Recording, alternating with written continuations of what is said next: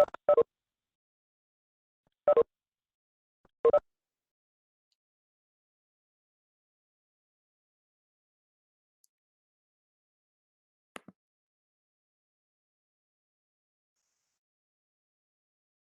right, we ready to get started, everybody? I'm going to take that as a yes. Yes. Okay. Welcome, everybody. Thanks so much for joining us this evening for this meeting about the Drought Pipeline Public Art Project. This presentation is being recorded, and it will be available on the project website very soon, the Drought Pipeline Project website. Someone from the water department will pop that into the chat box, that website, so you'll be able to access this later if you need to. My name is Katie Byaris. I am the Public Art Project Manager with the City of Phoenix Office of Arts and Culture, and I'm managing this project from the public art standpoint. There are also some other members from City of Phoenix and from the project team here with us tonight, including staff from the Water Services Department. You will hear from them later on when we open the floor up for questions. And we will allow them to just introduce themselves as they respond, if that's okay. And speaking of questions, if they come up during the presentation, please type them into the chat box. We will answer those questions and take additional questions after the artist's presentation. All right, next slide.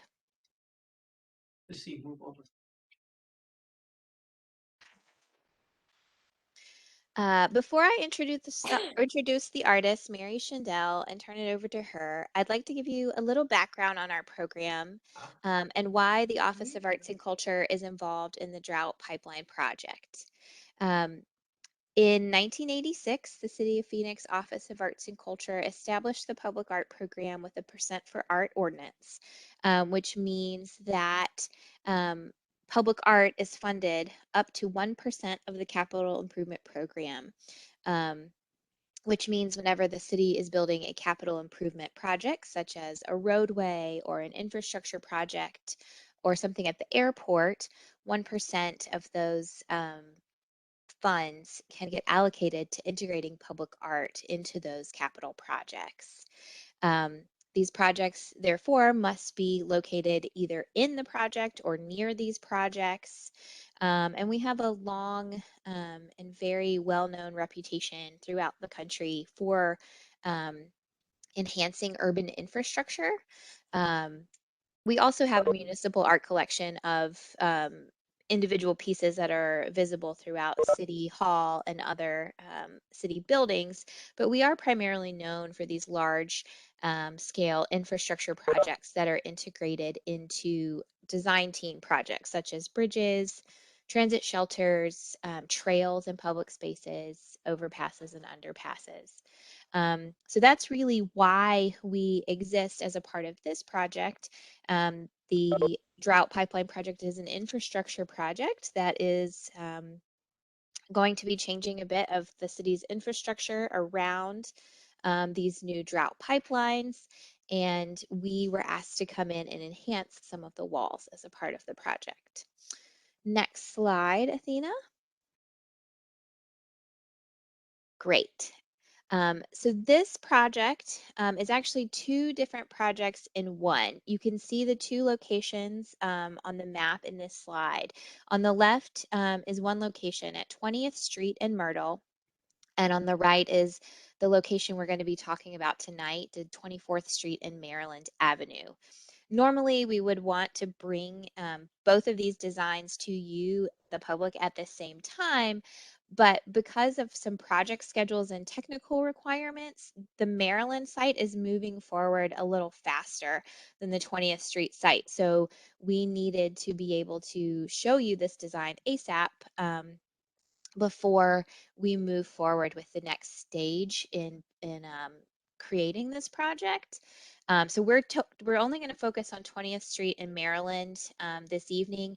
We will come back and do a second meeting to present the 20th Street and Myrtle Avenue location, but we are currently still developing those designs and they're not ready to share yet. So just a heads up, we will be coming back for another meeting later on. All right, next slide. So I want to talk a little bit about what this Maryland Wall is and how it's being built. The Maryland Wall is a portion of a security fence, which is going to be around a very secure water facility. So the scope of the project is limited because this wall has very stringent safety and engineering requirements. The wall has to be made of concrete block. It had to be 10 feet high. It could not have any texture on it that someone could potentially climb. So on this slide, I've shown some examples of what a concrete block wall like that would look like. This is only part of the wall, so it's not 10 feet high, but you can see probably about 4 feet high of this type of structure with no art on it. And so that is what would have been built if we did not have an artist involved in this project. It would be just a very plain concrete wall with just some stacked concrete blocks, because that is a very secure wall for our facility. So due to these requirements, the artist Mary Schindel has been working really closely with the project team and the water department to create a design that fits within these needs. I feel like I should also mention that the location of this wall is directly adjacent to a City of Phoenix police precinct. So there will be there will be a lot of eyes on this wall. It's actually a very secure location, and we'll talk a little bit more about that at the end of the presentation as well. I do want to mention also that Mary was selected during a competitive artist selection process. We had a panel of community members, arts professionals, and representatives from the water department who all came together to review the pool of artists and select Mary through this competitive process based on her past experience. And now let me introduce her. Next slide, Athena. Mary is Mary is an artist who was born in Ponca City, Oklahoma, and she moved to Arizona when she was 5 years old. So she's been here a very long time. Her education as a child was in the public school system of Mesa, Arizona. Schindel received a BFA in painting from Northern Arizona University and an MFA in drawing from Arizona State University. Mary worked as an artist in the schools in Arizona and Nebraska and also taught drawing at the university level. After living several years in other parts of the country, she returned to Arizona in 1989, where she has lived and worked ever since. Next slide.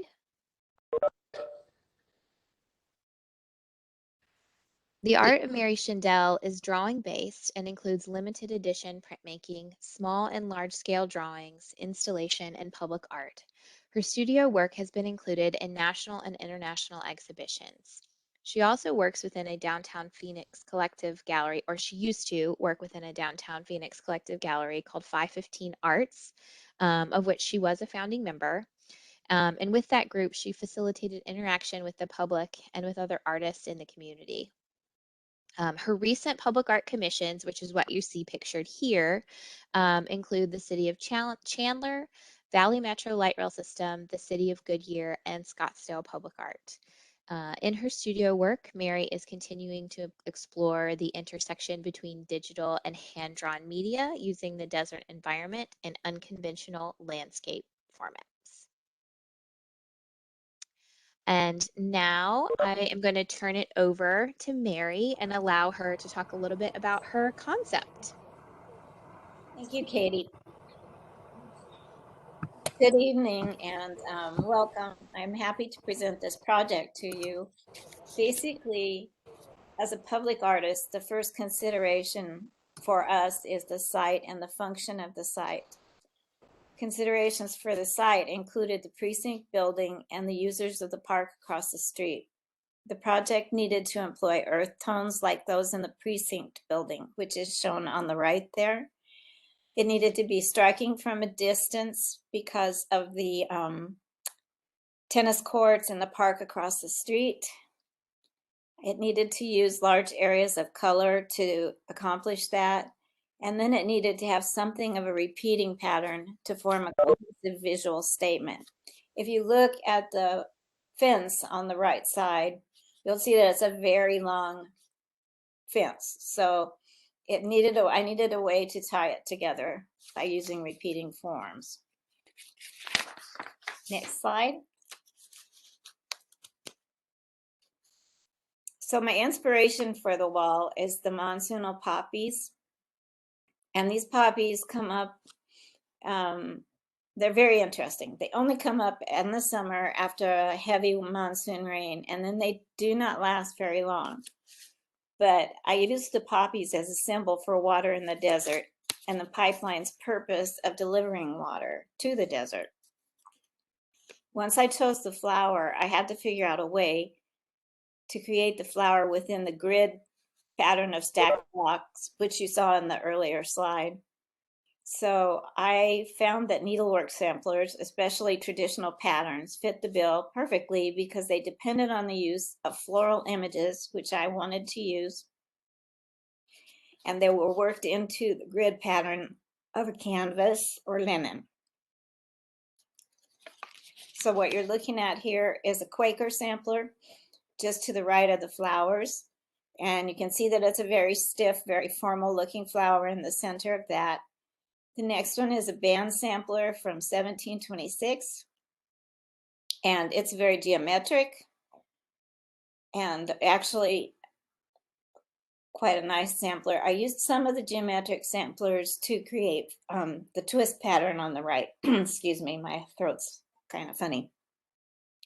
But basically, I was using these samplers as grid patterns. Next.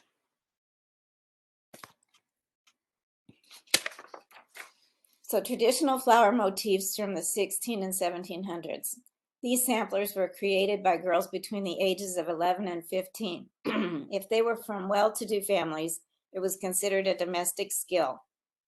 But for those from middle-class families or those in charity homes, it became a way to make a living, and an accomplished sampler served as a resume when looking for employment. The new availability of printed patterns helped to accomplish this expansion of sampler making into the middle classes. So on the left, you see a flower that it was on one of the samplers that I used. You can see that it has a central image and then petals radiating out from that. And that's a pretty typical sampler pattern, very formal and straightforward. So I did the one that is right next to that based on that one. I wanted to create one very formal, very symmetrical panel to represent the traditional type of needlework. To the right of that is a band sampler that has flowers upside down, right side up, and they are divided by a twist pattern. And the twist pattern is something that I also used for the wall. Below that, you see a flower that I created. Excuse me. I created with twist patterns on either side.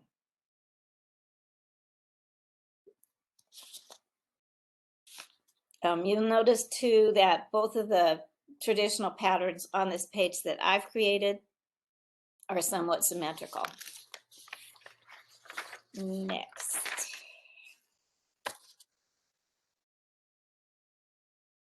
So this is the garden panel, which occurs on the wall also. And early samplers were not signed, but as they became more of an art form, the girls would sign them and include other information such as a date Many young girls did not attend school, but in samplers there emerges a sense of identity and place. And you can see the one on the right is signed. This, excuse me, let me get a cough drop.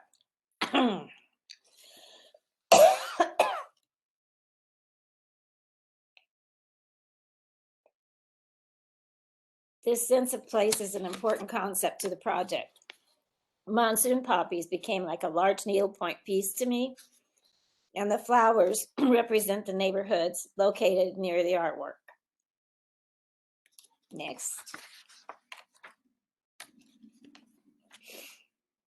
So these are the poppies. These are a completely different kind of design than what we were looking at in the earlier slides. The monsoon poppy, with its emergence after a summer rain, becomes a symbol for the effect water has on our arid environment and links directly to the desert location of the Drought Pipeline and the communities around it. It is designed in a more contemporary way and does not conform to the traditional format, but breaches the borders of the pattern. And you can see that happening on all three of these. Their sides spread out into the twist panels and up into the border along the top also. And to the right at the top, you see that is a drought poppy, an actual drought poppy, or sorry, monsoon poppy. The flower only blooms in the summer. You see other poppies blooming in spring. Those are different. This is specifically a summer poppy. All right, in the next slide, I'm going to walk you from the left to the right of the wall. The wall starts with two twist panels and then a very large monsoon poppy. Then twist panel, traditional flower, twist panel, poppy, and a garden panel, poppy. And then this gate is a 24-foot security gate, so you can kind of get the idea of the scale of these panels. To the right of that is a traditional flower, another traditional flower, then a poppy, traditional flower, and a garden panel. Also notice throughout the fence, there are these little tiny blue flowers that pop up in almost every panel. They're just a device to sort of tie the wall together. Excuse me.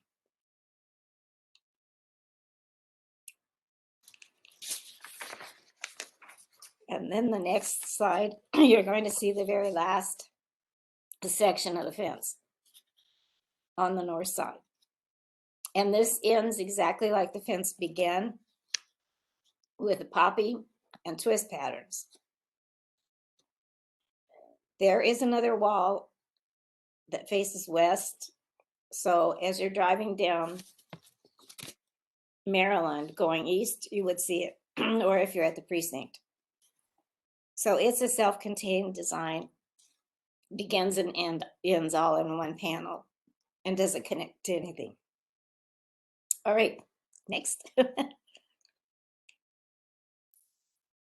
Oh, good.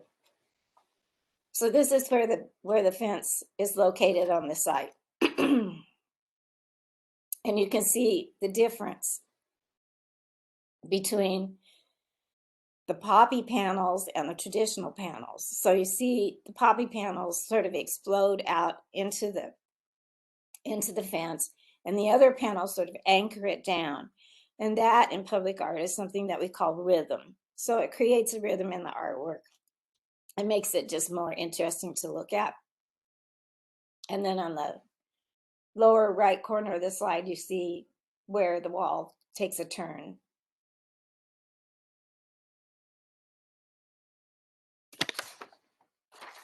Next.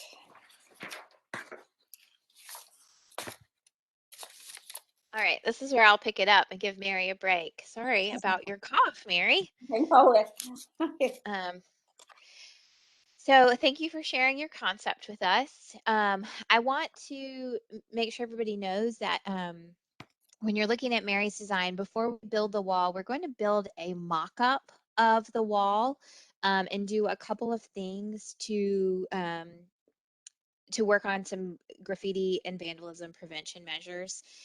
First of all, on that wall, we're going to be testing a couple anti-graffiti coatings to determine if those will work or not. We also cameras will be installed for sure. And the project team is determining where those security cameras will be pointed and located. But because this is a secure water facility, there will be cameras on the site. Deterring landscape is also a way that we can plant some low cacti to try to prevent people from getting close to the wall. And then we also have access to this graffiti removal product with a lovely name of Elephant Snot. But if that is ever an issue that we need to remove it, we keep this on hand at all times. I will say that when we looked at the picture of the wall with no artwork on it, that wall is much more likely to be vandalized than a wall like Mary has designed because of the different colors and the contrast and the pattern. It makes it less inviting for that kind of vandalism. And also the fact that it's next to a police station also makes it a lot less inviting for vandalism. So we are considering all of this as we're thinking about the design. It is not going without consideration. We have met with members of other city staff and departments as we go about this project. And we've also met with some community members as well. We held a meeting out there this summer before Mary even began her design, where we met with a couple of community stakeholders to discuss and actually walk the site and look at it. So with that is what we've come to present to you today with Mary's concept. Athena, you can go to the next slide and we can allow this to be opened up for questions.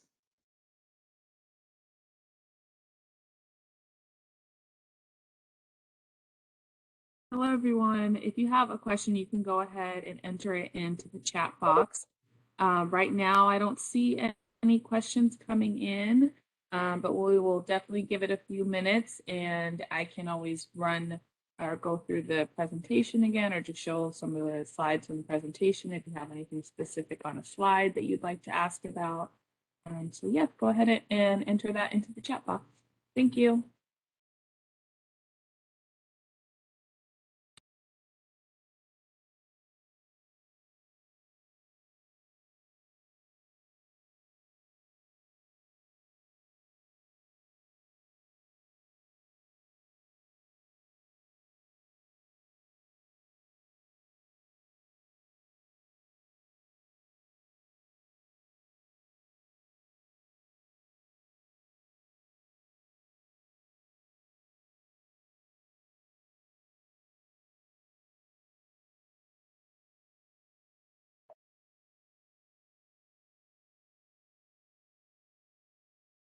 Okay, it looks like we have some comments coming in.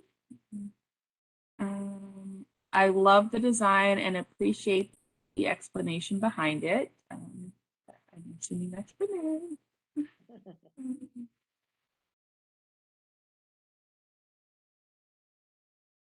Okay, the question is coming and asking if this design is the final. Is there any room for input? Something that incorporates more of a desert scene, possibly a gecko or a rattlesnake. So I will leave that question up to the art staff or possibly Mary. Actually, I think that the imagery in the wall, I would rather have it be all botanical, sorry. Basically, that way I think it gives it more of a cohesive look than if I were to put animal forms in there. Thank you for the question, though. And just to explain it a little bit from the way the program works, the artist is selected based on input from community members who sat on the panel. And part of the artist design is actually listening to your comments as well, and referencing, but we don't dictate to the artist exactly what themes she has to use. So there may be some revision or refining of the concept, if we feel that that's necessary, after we hear comments and talk to the community, but we usually don't dictate to her exactly what those themes will be. Yeah. Looks like there's another question on how the location was chosen. The attendee lives in the neighborhood and specifies that that area isn't as frequented, but it is a beautiful design, by the way. So that location was chosen because it's being built a part of the project. And so they're building this big wall anyway, and it has to surround the water facility. And so they just brought us in to help beautify the location, but beautify the wall that's going to be already built.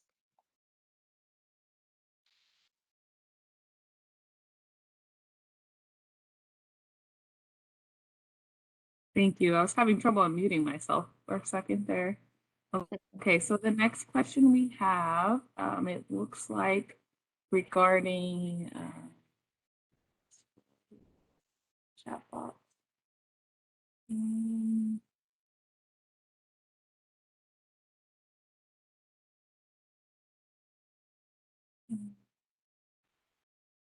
So how is this being paid for?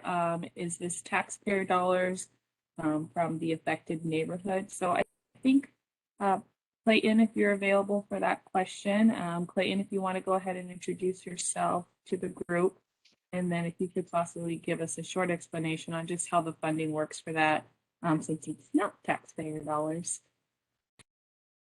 Yeah, thank you, Athena. My name is Clayton Freed. I'm the project manager for the Drought Pipeline Project. So as Katie mentioned towards the beginning of the presentation, the city has a percent for our program.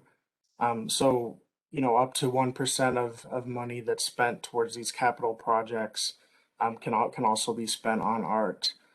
So um, this project, like Katie mentioned, this wall was already being built around this part of the secure facility. So this was one area we noted that if, again, some colored blocks could be chosen, um, you know, by the artist Mary to beautify the wall, then it would um, not be a huge added expense. So the project is paid for by ratepayer funds, which come from the city's, which basically fund the city's capital improvement program. So this isn't paid, you know, by tax dollars. It's paid by the water rates, specifically those that fund the city's capital improvement program. But again, it's far less actually than the 1% of for art that would ultimately come from the Drought Pipeline Project funds. And we're still working on the specific costs, but like we mentioned, since the wall was already being built, it's really just a matter of paying for the colored blocks, and then the installation costs would go up slightly as it would take a little bit more time for them to build it in this design. Thanks, Clayton. Okay, so we have one more question. Will there be signage in the area explaining the concepts used to create the art? We actually haven't discussed signage yet, but that is something that we take into consideration at the end. So I am not sure. I will bring that up to the team. We definitely will have something there with the name of the artist and the name of the artwork on it. If we can expand it a little to add some context, I would very much love to do that from a program standpoint. Athena, I actually see another question that I think I'd like to answer if that's okay. Yes, absolutely. Someone asked, is the design rendered in tile, paint, or other material? It's actually the wall itself. So the design will be made up of integral color concrete blocks. So it won't be painted on in a way that will fade. It will be actually the concrete block itself that will make up the pattern of the artwork.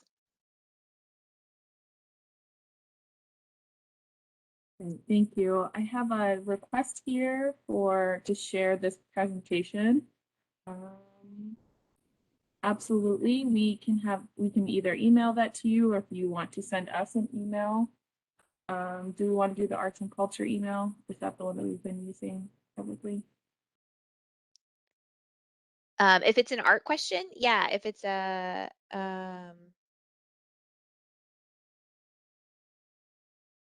actually, I'm not sure how we would share it, but however you would like to, Athena, we can figure out how to get it to whoever needs it. Yes, I'll go ahead and I'll send you the requester. I'll send you my email address in a chat right now, and then I can just shoot you the email with the presentation in it. I'm happy to share that. I think we have one more question about when's the estimated timeline for installation. Clayton, do you have that information for us?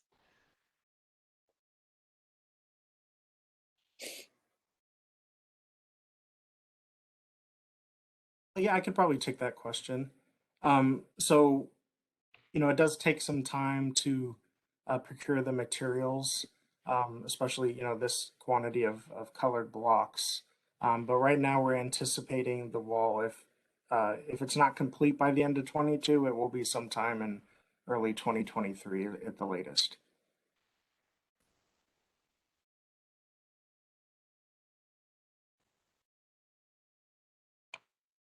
Thanks, Clayton. Let's see if there's another question. Any other questions coming in?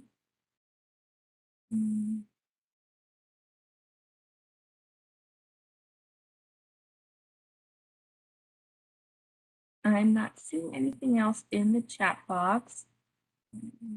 Just a comment. Thank you all for the presentation. So thank you, staff, for presenting tonight.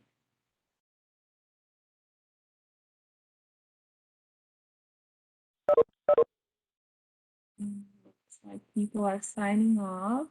Another thank you for presenting. So let's go ahead and just give it another minute or two, and we can let people sign off, or if they have a last minute question. We will be logging off here in about 2 minutes, so about 6:35. So if you have another question, you can go ahead and send it in the chat box.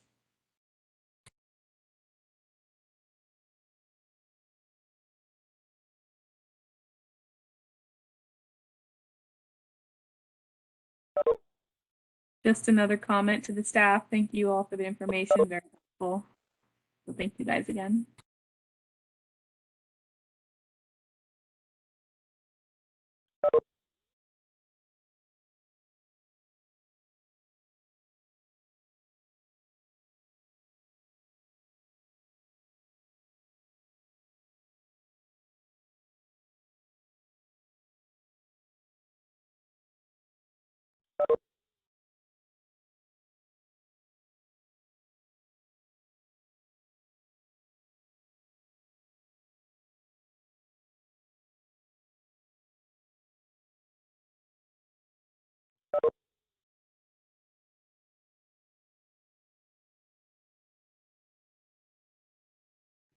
All right, so it looks like the majority of people have signed off that are not staff. So I'm going to stop the recording.